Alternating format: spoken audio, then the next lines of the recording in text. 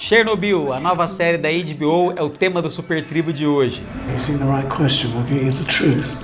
There is no truth. What happened then? Sua história, seu desenvolvimento, como foi feita a série, suas licenças poéticas, suas atuações, tudo isso vai ser falado no programa de hoje.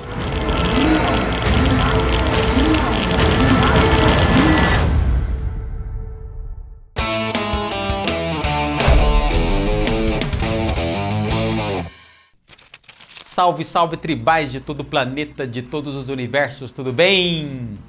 E a HBO retornou com grande estilo aí ao mundo das séries. Depois daquele final problemático e controverso de Game of Thrones, e eis que a HBO surge com Chernobyl, que trata de um dos maiores desastres da história da energia nuclear, que é a explosão do reator número 4, que ocorreu em 1986 na antiga União Soviética, mais precisamente na Ucrânia. E para falar dessa série que está sendo aí um grande sucesso de público e crítica, nós trouxemos aqui Will, nosso amigo, irmão, e aí, editor, tudo bem? Que está aí animado porque estudou muito sobre o assunto, né, Will? Para falar sobre essa volta por cima. A HBO não precisa disso, né? Foi uma surpresa agradável, né? Assim, a gente saiu de uma série igual Game of Thrones, assim, que era uma ficção e tal.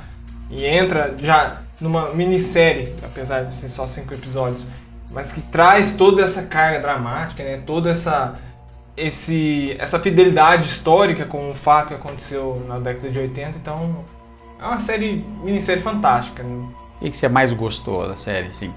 Olha, cara, de início eu já vou falar, a produção.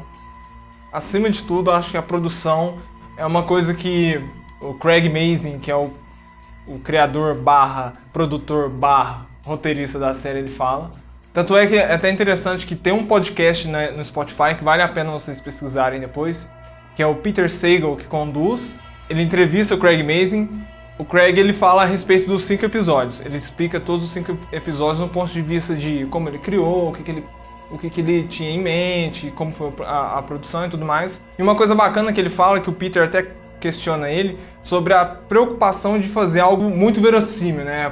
Por que ele estava tão aficionado em fazer a produção quase que 100% fiel à realidade?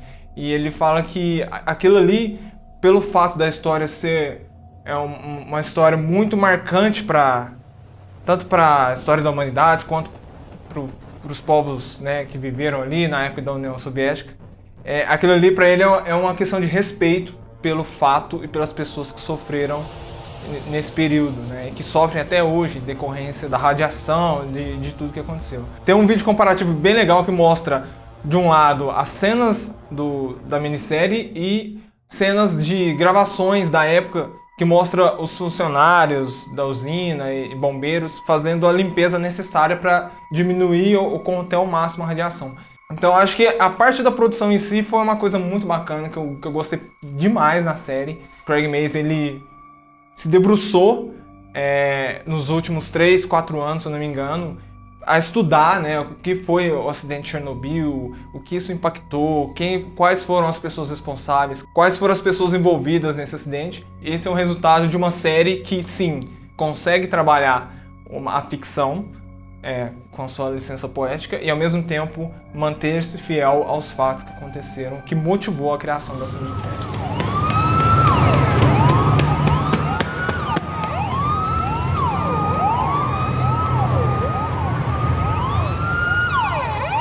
Eu achei a série interessante porque é o seguinte, você pega um assunto que é poderoso, que é um acidente, né, nuclear, que vitimou muita gente, que é uma coisa que sempre comove a gente, né? Você pega, por exemplo, os grandes desastres, as grandes coisas, sempre tem um destaque, porque tem uma carga emocional, né? Sim. De as pessoas se preocuparem com as vítimas, o que aconteceu ali. Então, o acidente por si só, ele já é comovente. Eu Sim. acho que aí depois ele vem e trata isso como um thriller político. Então, tem aqui o acidente, tem a questão política, que ele até, eu vi uma entrevista, ele dizer, o Craig Mazin dizer assim, que vamos mostrar ali as mentiras que construíram a mentira da União Soviética. Eu pensei na época, peraí, as mentiras que todo governo conta. Porque o cinema, o próprio cinema americano, através do Oliver Stone e outros diretores, sempre mostra alguma coisa que o governo, não só da União Soviética, dos Estados Unidos, por exemplo, como a morte do Kennedy, sobre os primeiros acidentes da NASA, quando o homem foi para a Lua. Sempre tem aquela coisa de conta ou não, o que é público, o que deve virar público ou não. Né? Ainda mais na época de um Estado fechado, como era a União Soviética, porque a União Soviética seguia aquela linha, né? A mulher de César não basta ser honesta, ela tem que parecer honesta. Então não basta eu ser uma potência, eu tenho que parecer, dar um ar de infalibilidade, né? Como os Estados Unidos também fazem. Vídeo 11 de setembro. Então, por que o choque? Porque eles passavam um ar de infalíveis. Então, tem essa questão política que leva muito bem. E outra coisa que me fez pensar muito na série é que ele trata a operação, tudo, como uma guerra. Aquilo ali é uma operação de guerra. Então exige ali certos sacrifícios, exige tem a discussão política, mas quem que vai para o fronte? São os mineiros? São os mergulhadores? Né, que não são mergulhadores, na verdade eles eram, né, funcionários da usina. São os soldados? São os bombeiros? Então, guardadas as devidas proporções, o que o pessoal lá de Nova York, os bombeiros policiais foram para o prédio, eles foram para a usina. Então você vê, é uma série de vidas humanas se entrelaçando, cada um fazendo uma coisa, e você tem as consequências do outro lado. Né? Então eu vejo a série aí como uma mistura disso tudo. A história foi contada de uma maneira não linear. Ela vai e volta, mostra os personagens secundários, aquele pessoal da limpeza dos cães. Aquilo lá é uma parte muito tocante. É uma guerra. Aquilo lá é um discurso de guerra. Quando eles estão alistando os jovens, decidindo quem que vai morrer, quem que não vai, seria mais ou menos o que aconteceu, por exemplo. Você vai mandar o pessoal ir para a guerra por causa de petróleo? O pessoal lá que foi para o Vietnã, o pessoal que foi para a Segunda Guerra, o pessoal que vai... Então, eu fiz esse paralelo. Por exemplo, você pega a situação daquelas pessoas que estavam ali sendo julgadas ali, né? Não foi nem tanto culpa delas, aí entra a questão política. Eles têm uma parcela de culpa, mas não é totalmente. Então você vê o governo mexendo. Então é uma questão até que muito atual. Eu acho que até por isso foi lançado hoje. Essa questão de esconder ou não as coisas, né? Nesse mundo de tanta informação. E no momento em que os Estados Unidos e a Rússia não estão num relacionamento muito bom, né?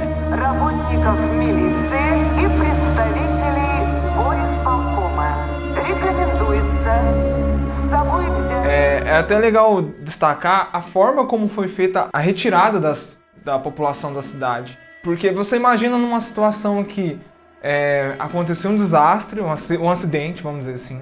Aí, imediatamente, a cidade precisa ser evacuada. E você vê que não tinha um pânico generalizado. As pessoas entenderam, olha, realmente, a gente vai ter que sair.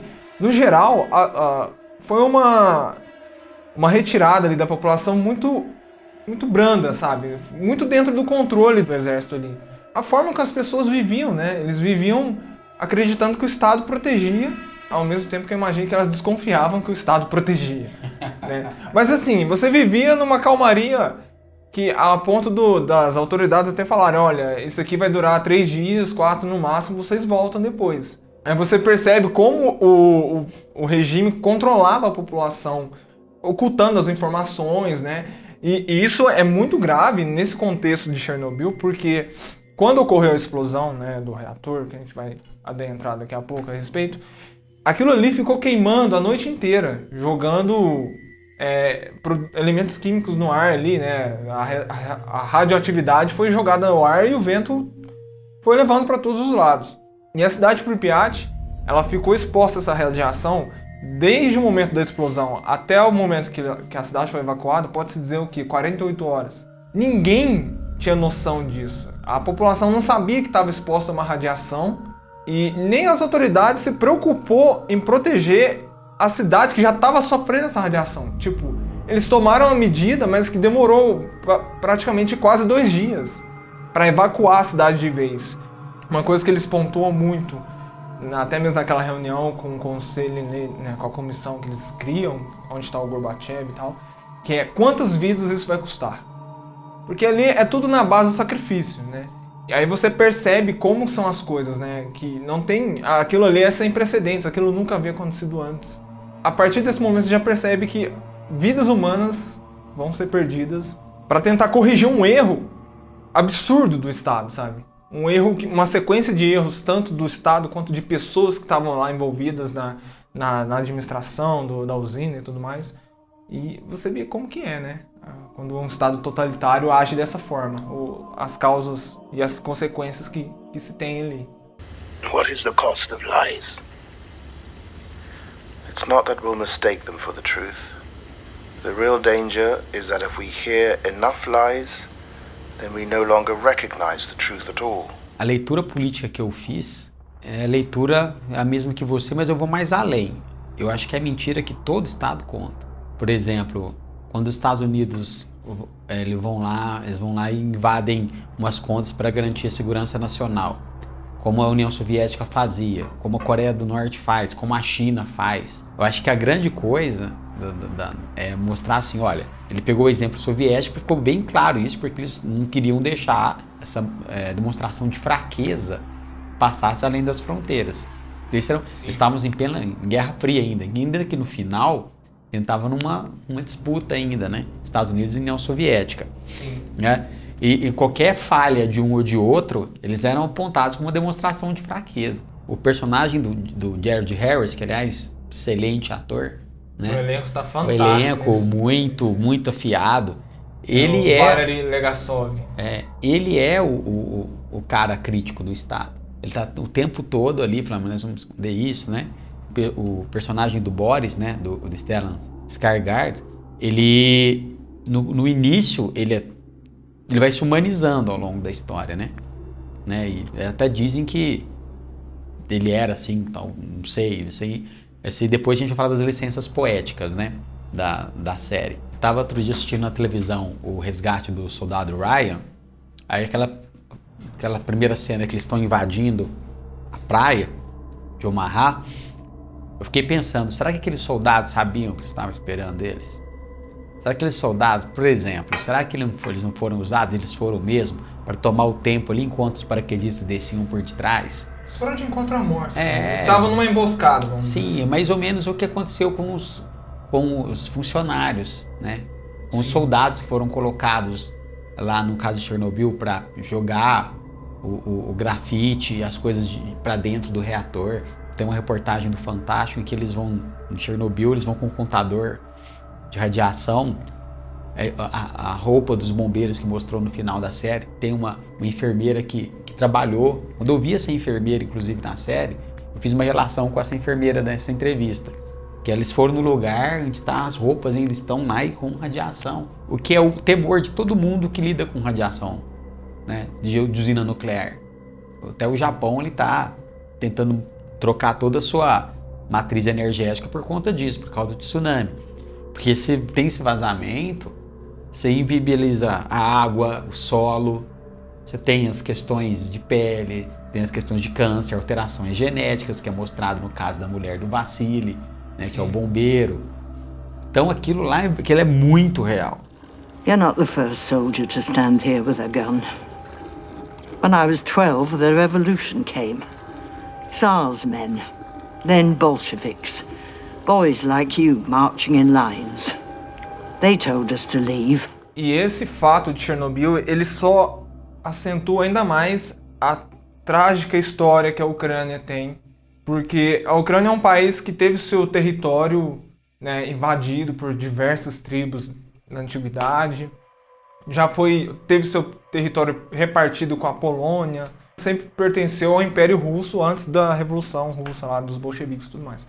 Aí quando chega a criação do Estado Soviético e anexa o território da Ucrânia ali no começo da década de 20, você percebe que há um interesse muito grande do Estado pelo país no sentido de agropecuária. Porque a Ucrânia nessa época, aí no começo do século XX, Ela era um estado com praticamente 80% agropecuário, Ela sabe? tem Ruralista. um dos solos mais férteis do mundo, né?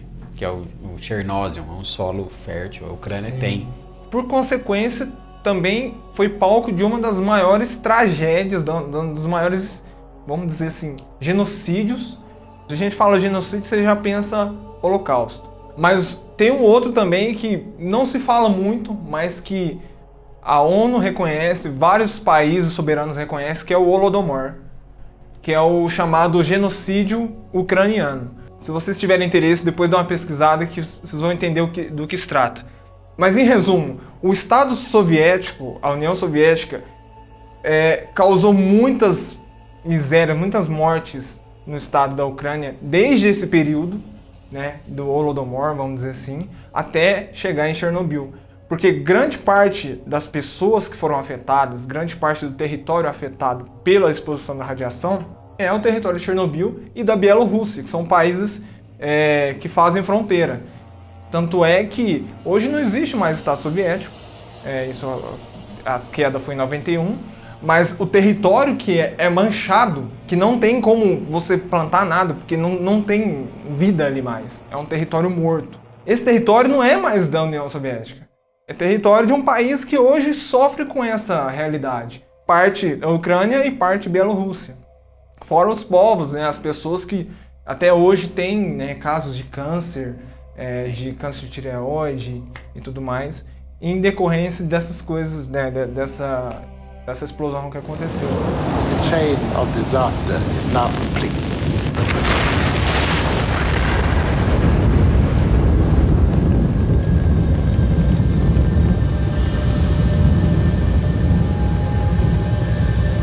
O que você me fala da questão da direção, do roteiro? Tem umas cenas da desocupação, né? E dos liquidadores, que são as pessoas, soldados, as pessoas que foram trabalhar, cada um dentro da sua atividade, para limpar a área, que é idêntico. O jeito que ele colocou a fotografia, parece que você está vendo um documentário.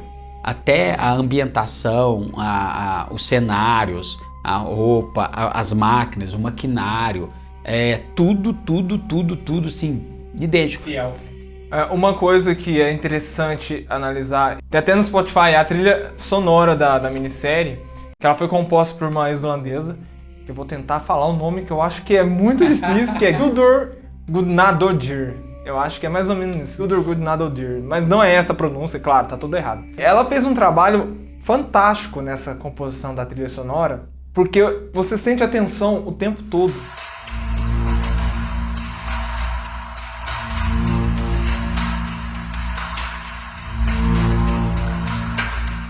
São ruídos. Sim. Ruídos, é como se você estivesse dentro da usina, você ouvindo barulho de canos batendo, com um eco assim, sabe? Coisas arranhando metais, assim. É aquela sensação de risco o tempo todo. Somado ao barulho do contador Geiger, né? Do dosímetro, o tempo todo ali. Já fica em choque, você fica em pânico pensando, gente, onde está essa radiação? Que ela você não vê ela, né? Ela é um fantasma, um inimigo invisível, que ela pode estar em qualquer lugar. Se você não tiver um contador, você nunca vai saber onde ela está. Aí aumenta a tensão com a trilha sonora e ainda soma a atuação do elenco, que tá, né, fenomenal. Então eu acho que a série, no conjunto da obra ali, ela é uma série perfeita, vamos dizer assim.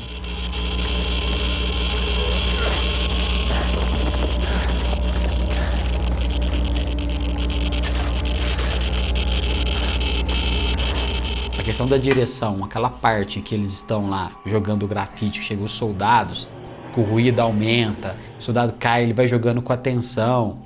Tem a parte que não é uma coisa, não é uma tensão no sentido suspense o que vai acontecer, que a gente sabe o que vai acontecer. É uma tensão e desespero de você ver que você não pode fazer nada por aquelas pessoas. Sim. Porque você vê que em todo momento elas estão com aquela sensação de dever. Tem que ser feito. Tem que ser feito. Os mineiros dizem isso, os soldados dizem isso, os voluntários dizem isso. Você tem que ser feito, porque chegou uma situação extrema, não tem volta. Como você diz, como nunca aconteceu aquilo lá, eles não sabiam como lidar, não tem outra saída. É como eu disse, a comparação. Quando você vai pra guerra, é a guerra. Eu não tenho outra coisa.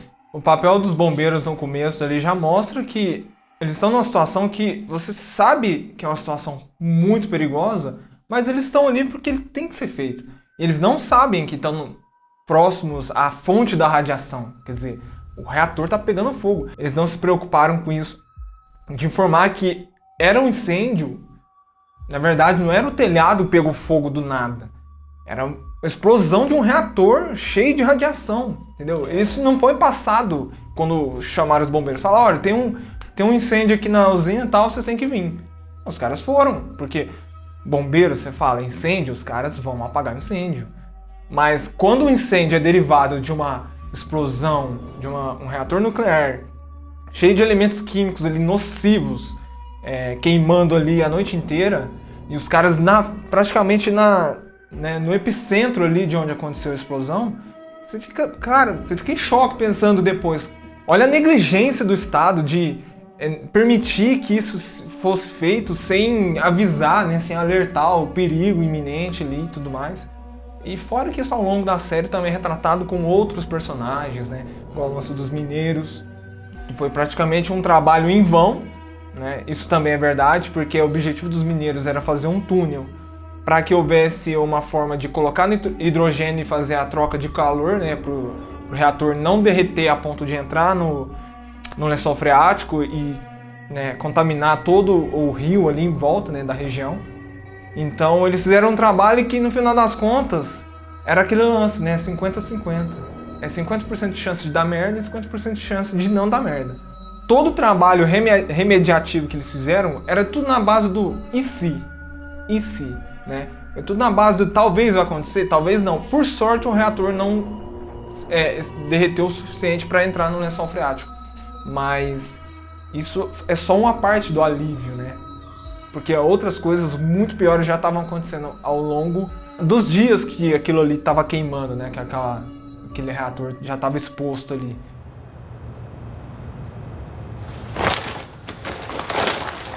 Where you going?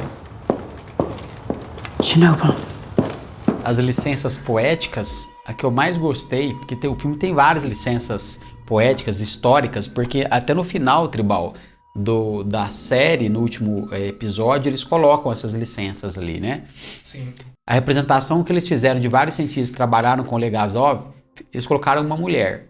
Emily Watson, a atriz que atuação impecável. A personagem, no caso, é a Lana Homiuk. Eu achei muito representativo, por quê? Porque as mulheres, pode parecer até controverso, né? Porque muita gente fala.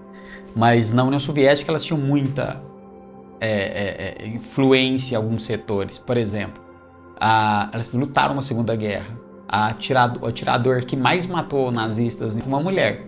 Nos liquidadores tinha uma cientista, você vai lendo muita coisa, ela era uma das líderes de um grupo de cientistas. Então eu achei muito interessante isso. Eu acho muito legal porque é uma história...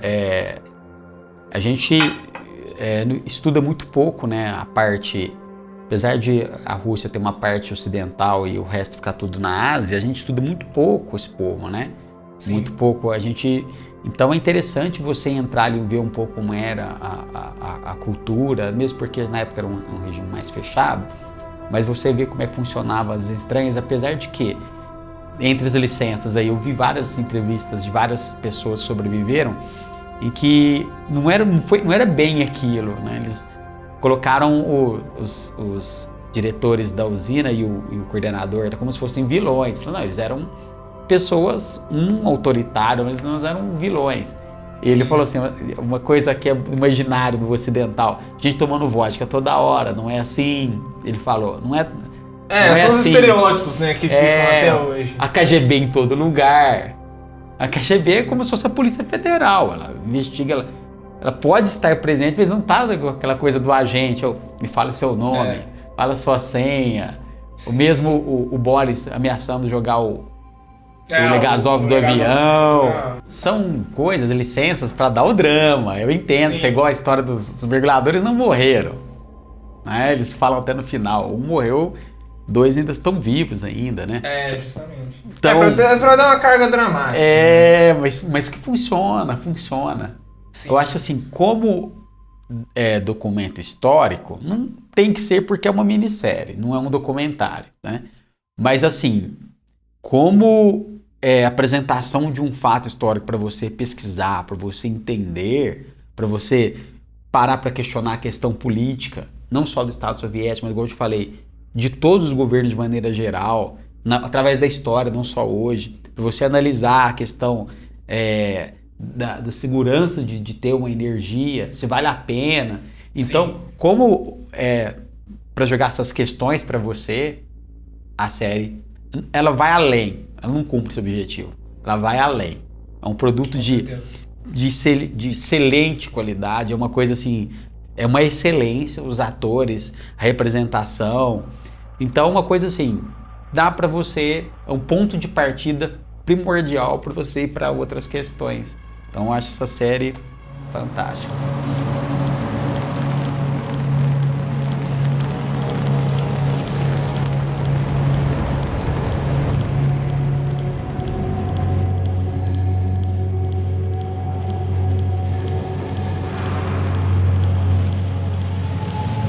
Parte da narrativa dos personagens é derivada de um livro que foi escrito por uma escritora bielorrussa que chama Svetlana Alexievich.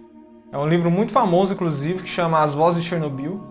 Então ela fez uma série de pesquisa com sobreviventes, né? Então boa parte das histórias que são contadas, seja com um personagem ou com personagens equivalentes, vem desse livro, que é um livro assim que vale a pena ler. Ele mostra realmente as marcas que a explosão de Chernobyl deixou nas pessoas e que ainda isso atinge as pessoas até hoje, né? Muita gente ainda sofre com esse mal até hoje. Com certeza. E parte também como foi retratado o corpo humano quando ele recebe essa quantidade enorme de radiação. O caso, por exemplo, do bombeiro Vassili mostra retratado como o corpo dele ficou.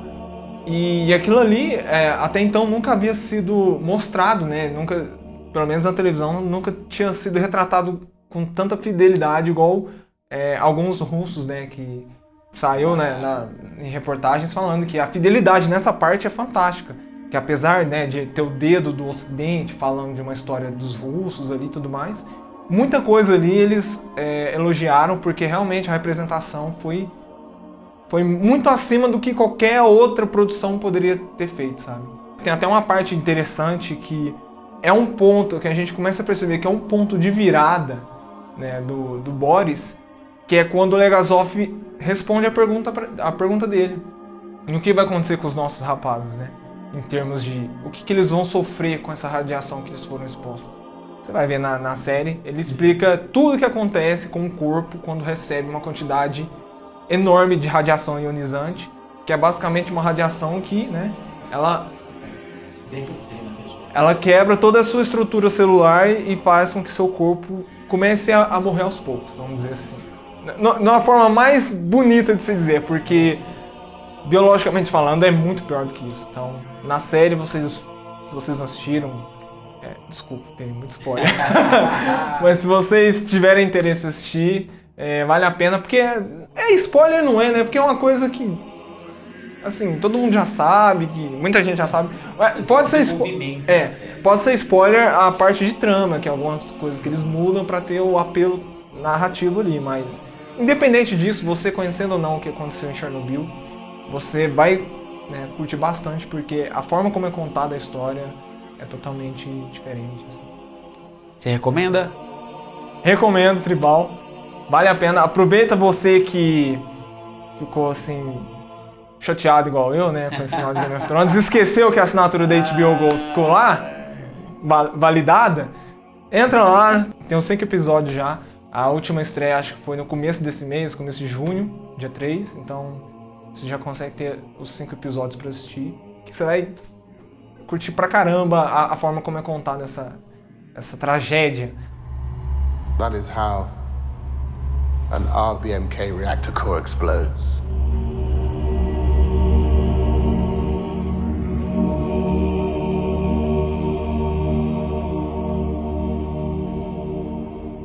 Eu espero você, Tribal, que goste aí de história, que goste de uma boa série também. As duas coisas juntas aí, imperdível. Você acompanhe Chernobyl, assista que você vai gostar muito. É isso aí, Tribal. E não se esqueça, Will. Vamos todos dar? Mesma? Tribo. Valeu.